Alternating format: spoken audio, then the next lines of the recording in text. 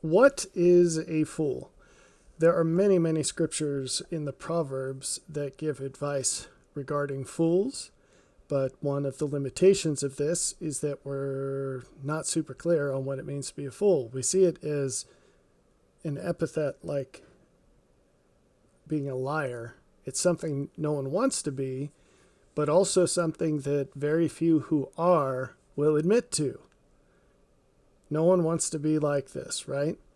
Okay, so what is a fool? If we just use the Google define function, we'll get some definitions that aren't particularly useful. It's a person who acts unwisely or imprudently. Well, we'd have to dive into what wisdom is to get to the root of what it means to be unwise. But imprudently means suboptimally with regards to the future. So less than the best as it pertains to future effects. And then it says a silly person. That's not very helpful. Okay, but if we go to the Webster's 1828, we get a much more useful definition. The first sense of the word is one who is destitute of reason or the common powers of understanding. An idiot. Well, this is very interesting. In modern language, when you call someone an idiot, what do you mean? You probably wouldn't mean someone who is destitute of reason or the common powers of understanding. So this is really interesting because a fool is someone who does not respond to sufficient information to change. I saw a quote, I believe it is attributed to Einstein, but many quotes are. And I think it said, intelligence is a measure of someone's willingness to change. I would add to that, when given sufficient reason to do so. Now, I wrote a whole book called Through Faith that lays out a framework of faith that includes someone's willingness to perceive information and correctly interpret it, which makes it sound much more complicated than it is. Faith is a question of how quickly and appropriately you respond to different levels of information. So if you're given sufficient reason to change, do you do it? And how quickly do you do it? How thoroughly do you do it? This is different than what you'll hear in other places, but it's just because we've subverted the true meanings of words in the scriptures with things that are different than what the authors intended. And here, even if we just turn back the clock to 1828, we see this example of fool, a word that means something very different to us than it meant back then. And in common with many other words, sometimes it's not just that the definition is different, it's that it lacks the detail that the former use had. So the cure for foolishness is increasing your critical thinking ability. So when's the last time that a church service focused on increasing critical thinking capability in its members?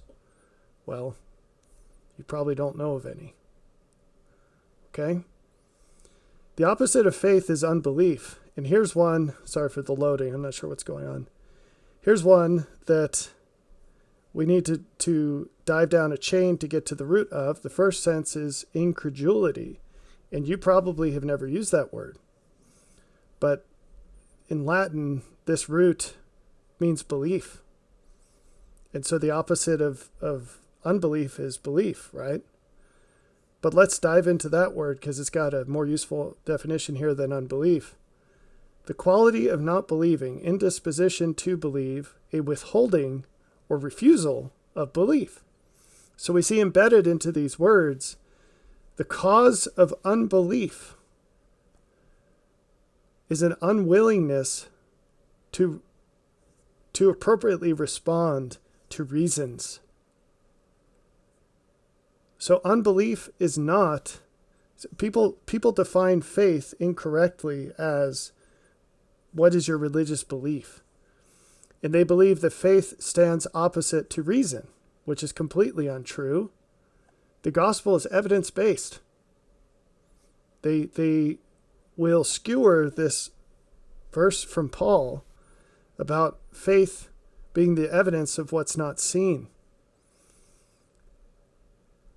And Paul meant exactly what he said, although it's always clearer in Greek than English. But if you were to say this to someone who had never been exposed to the false traditions of the present, you just found someone who fit that bill somehow. I mean, the English language, the development of the English language was so tightly intertwined with the King James Bible and these false traditions that you'd be hard-pressed to find someone who was fluent in English and not exposed to these things. But if you read that verse to a person whose understanding wasn't already poisoned by false beliefs, then they would read it literally. And they'd say, oh, he's talking about reason. Reason exists in your mind before it exists in the physical world. It's the evidence of things hoped for but not yet seen. It's the reason you have to believe that something will happen before it does. That's faith. Well, what's unbelief? Refusing to believe that something will happen even though you've been given sufficient reasons. Or refusing to change your mind even though you've been given sufficient reasons. So, there are many scriptures in the Proverbs that use the word fool, and you can look those up, but I'm just going to talk about this one in Proverbs 26 because it's interesting. A whip for the horse, a bridle for the ass, and a rod for the fool's back. Answer not a fool according to his folly, lest thou also be like unto him. Answer a fool according to his folly, lest he be wise in his own conceit. What an interesting seeming contradiction. And any time you find what seems to be a contradiction in the scriptures, it's always an invitation to dig deeper, because it's not a contradiction, but your understanding of it is incorrect or incomplete. And so it looks like a contradiction. And so it invites you to come up higher and get to something more correct and more complete. So what happens? What does it mean to answer a fool according to his folly? Well, I think that the best way to explain these two verses is to do it at the same time. So if you answer a fool according to his folly, you'll be like him. But if you don't answer a fool according to his folly, he will be wise in his own conceit. So he will continue to think that he's correct. Unless you correct him, he will continue to think that he's correct. But if you correct him, then you'll be like he is. Interesting, huh? Okay, so let me explain this with an analogy. Eagles are often used as a figure to describe angels, right? And snakes sometimes are used to describe something having to do with Satan. Well, eagles and snakes are enemies, and eagles will eat snakes. They'll kill them. But they don't typically do that on the ground. So an eagle can pick up a snake and take it into the air where it has dominance. And if the snake tries to bite him or whatever, the eagle can just drop the snake and it will get crushed on the ground when it hits. But if an eagle tries to fight a snake on the ground, that snake can wrap him up and bite him. So the eagle has these advantages in the air. But if it sets aside those advantages to battle the snake on the ground, it will be much more likely to lose the battle, because that's where the snake is most powerful. Foolish people operate in a realm of emotion. They think that they're exercising reason, but for them, there's very little difference between those two. They can't differentiate it well. They live in a reactive world where they're not very aware of their internal faculties.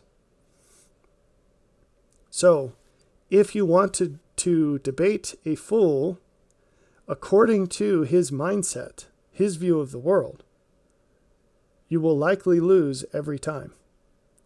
That person has extensive experience, not just in battling using emotions, so that they can say little things that are very easy for them to spin up and extremely difficult for you to take apart, or to continue to operate in a rational mindset without getting upset yourself because you're getting so frustrated with this person. But more than that,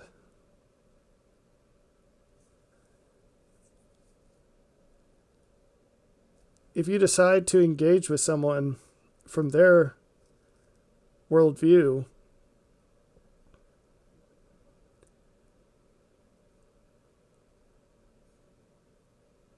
you set aside all of the advantages that you have. Now, what we're talking about here is not manipulation, it's persuasion. You see more than they do, and you see better than they do.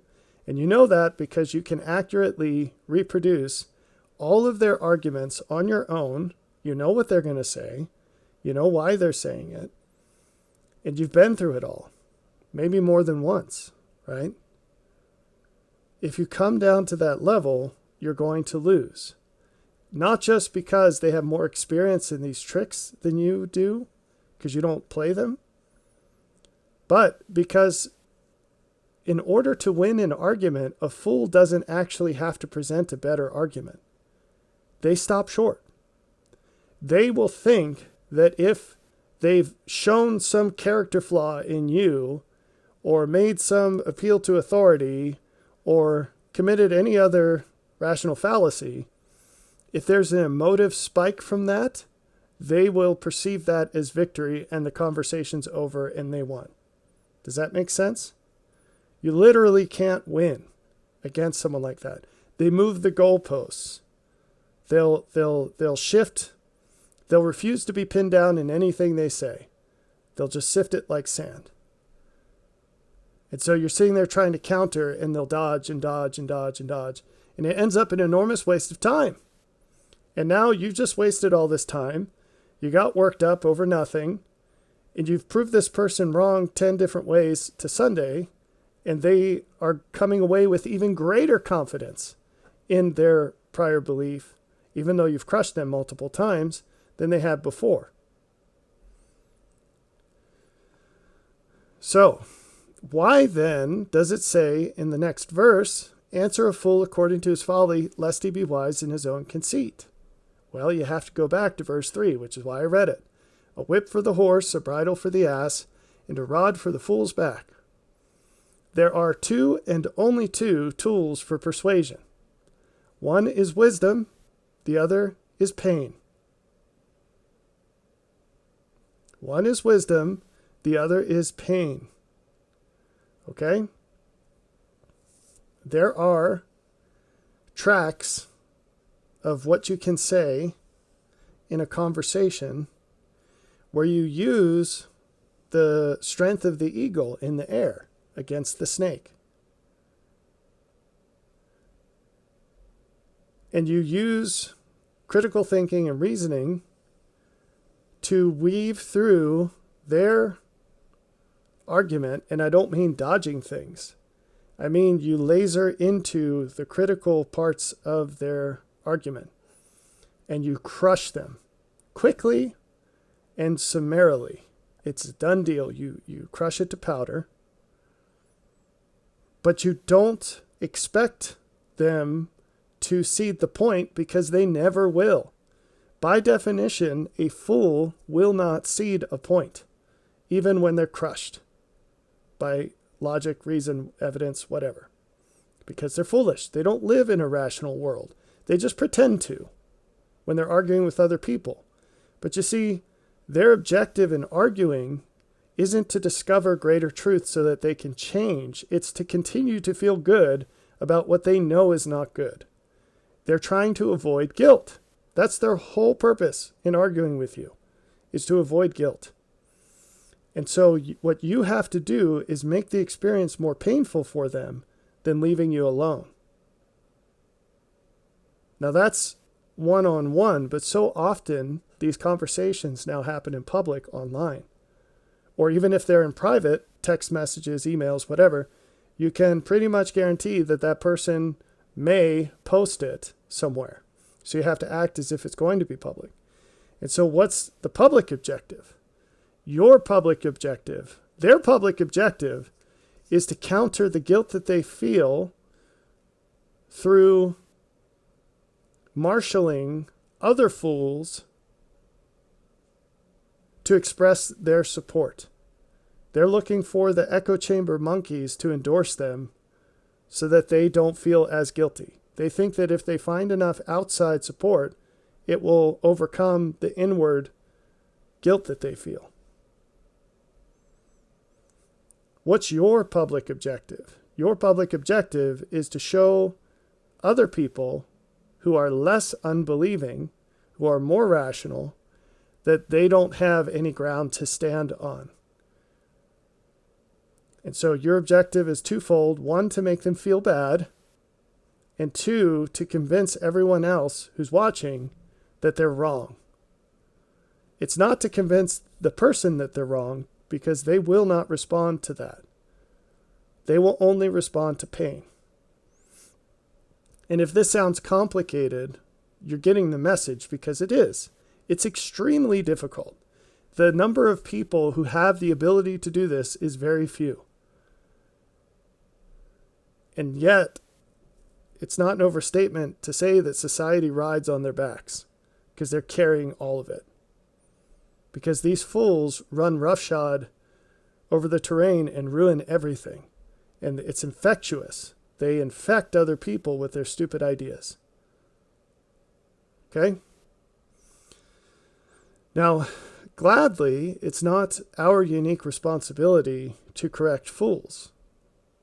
You have situations that only you can do, and that's, I guess, one end of the needle. I don't want to encourage you to keep your mouth shut, because you're needed.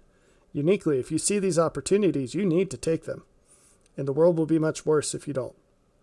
But on the other hand, the ultimate catch for these people is life itself.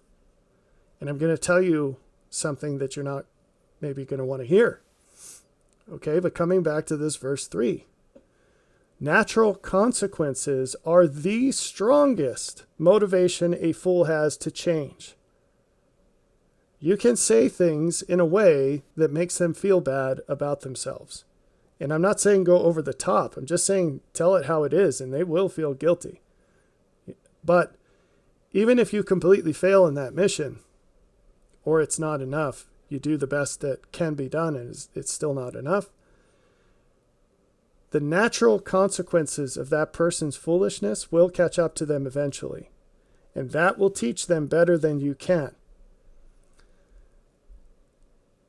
However, it won't work if other fools step in thinking that they're being helpful and taking away those natural consequences. So this might be the most actionable piece of this message today.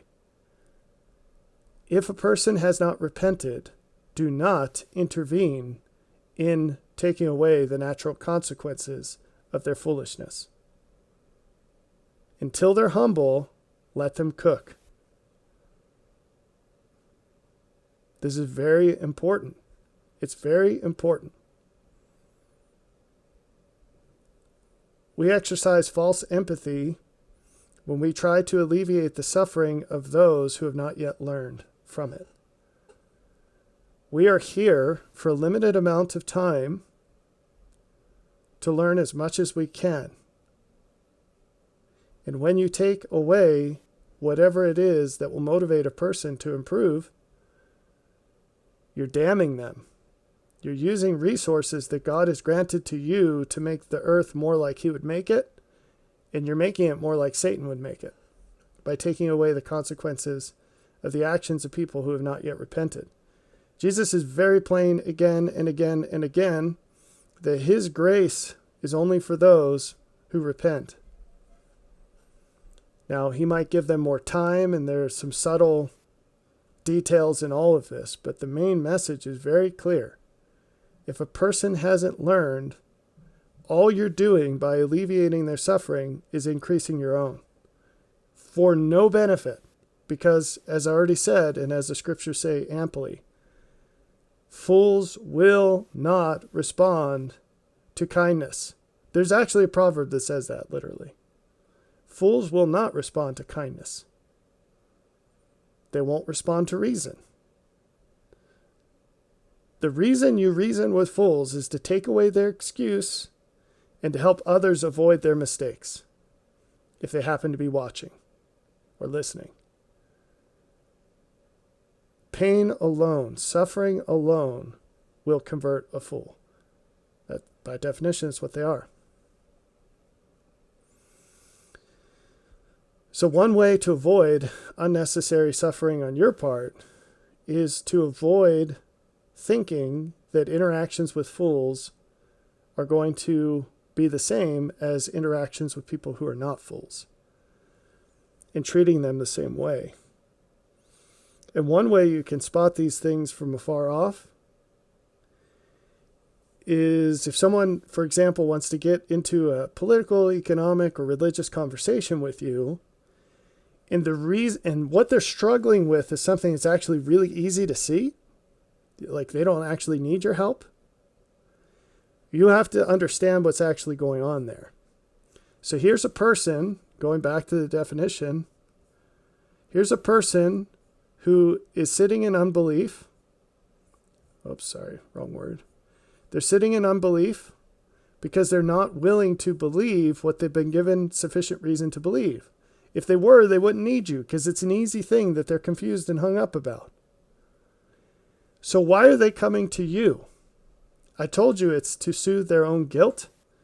They see you as a proxy war, a proxy for their own conscience. And if they can shut you down, then they can feel less guilty inside. That's the battle before you. And you have to see it for what it is.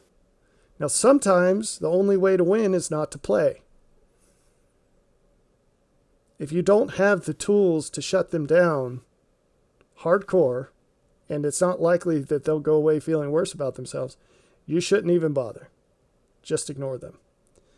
But on the other hand, you need to build those tools. You should recognize that as a failure on your part. You have to build the tools so that you can engage in those situations, because you're a stopgap.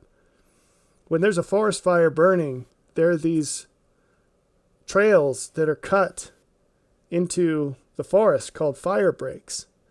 And so when a forest fire is raging, once it hits a fire break, it'll stop because there's no fuel in there. And we're meant to be those fire breaks on the stupidity that proliferates among humankind. But if you haven't developed the tools to shut down fools, then you can't be that kind of person. And so we have to grow to become that kind of person.